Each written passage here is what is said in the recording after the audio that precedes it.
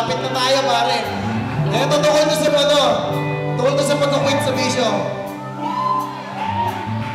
Itigil ang pagsindi, baka biglang mapundi. Huwag nang magatubili, baka biglang madali.